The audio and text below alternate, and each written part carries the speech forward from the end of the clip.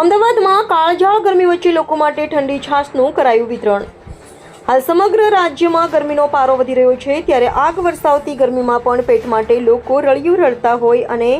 ગરમીમાં પણ પોતાનું ગુજરાન ચલાવવું પડતું હોય છે, ત્યારે સમસ્ત કાર્યરત લોકો માટે પ્રભુ મહાવીર સ્વામી જન્મ કલ્યાણક દિવસ નિમિત્તે શંભુનાથ ગ્રુપ તરફથી રાહદારીઓને ગરમીમાં ઠંડી છાશના વિતરણ કાર્યક્રમનું આયોજન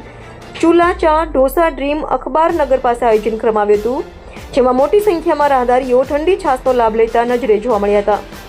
આ પ્રસંગે ગ્રુપના સુધીરભાઈ દોશી, પ્રકાશભાઈ શાહ, રમેશભાઈ શાહ, કનુભાઈ પટેલ,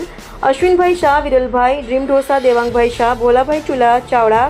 સહિત અન્ય લોકોએ ઉપસ્થિત રહી 520 લીટર છાશનું વિતરણ કર્યું હતું, તો રાહદારીઓ પણ અસહ્ય ગરમીમાં છાશ પી તેમના કાર્યને બિરદાવતા જોવા મળ્યા હતા।